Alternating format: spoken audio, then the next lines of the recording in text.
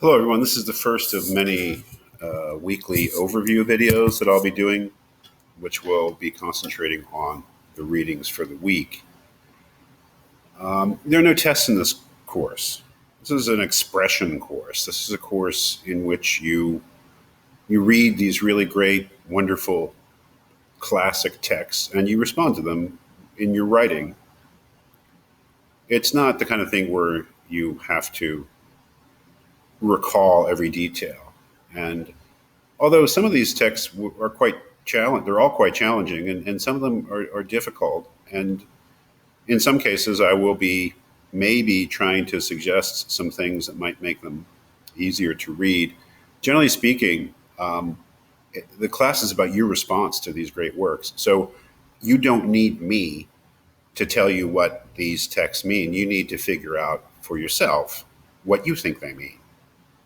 And yes, I will be grading your formal essays on the quality of your thinking and the quality of your insight, and I have to make certain judgments about that. But essentially, you can think whatever you want about these texts. That's not my business to tell you what to think about these things. It's your business to figure that out. That being said, I will make these weekly videos in which I say some things about the text, and I hope that they're helpful. And I hope they're helpful in your work, putting these things in perspective, and take these videos for what you will. I'll just point out the obvious. We're reading the Bible. We're reading the book of Genesis from the Old Testament. This is not, let me just say one thing. This is not a Christian writing, okay? This is Jewish. This is from the great Hebrew civilization. This is a founding document of Judaism. It has been adopted by Christians. And to a certain degree by Muslims too, right? Who consider the Old Testament, the Hebrew Bible, to be a holy work. But this is essentially a work of the Hebrew civilization. It's just, something I've learned over the years is that people refer to Genesis and other Old Testament works as Christian. They're not. They've been adopted by Christians. They've influenced Christians, but they are not in themselves Christian.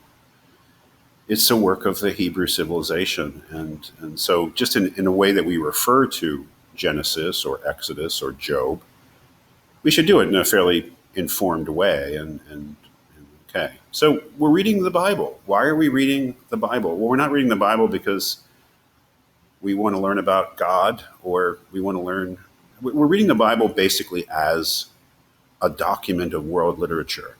Now, many of us regard the Bible or the Bhagavad Gita or the Quran as a holy scriptural book, and that's great, but that's according to our individual beliefs. And when we read it in a college classroom, we're reading it without any kind of presuppositions about whether it represents any kind of transcendent truth or anything like that. We're reading it for its inherent value as a document of ideas and a work of literature.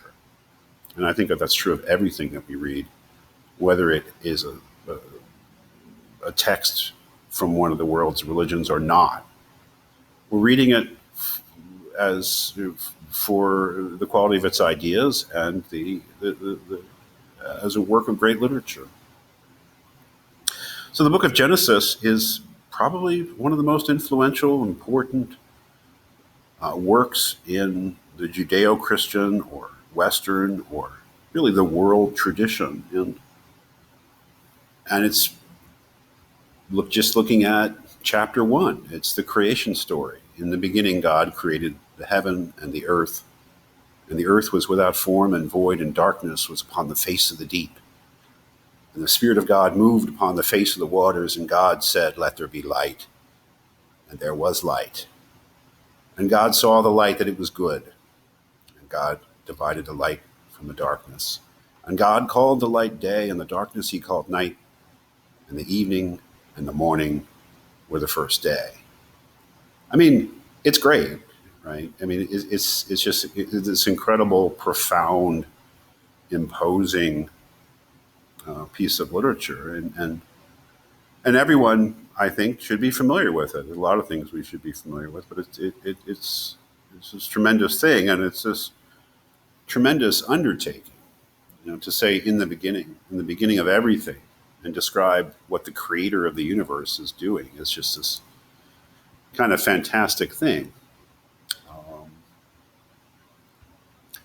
and you go into the details for yourself, the different parts of the creation, the different parts of the just trying to account these people trying to account for the origins of everything, not just the origins of what they see around them in their immediate environment, but the origin of the cosmos, the origin of reality and the universe itself. And that's, of course, chapter one. Chapter two, things get interesting, or things get different, right? Because uh,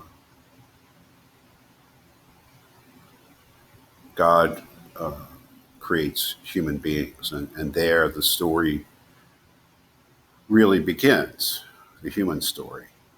And in a certain respect, the Old Testament of the Bible, especially the book of Genesis, is the story, an attempt to tell the story of mankind.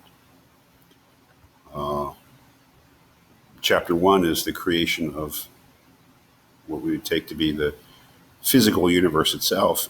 Chapter two, the creation of life, and of course, creation of human beings. So dramatic.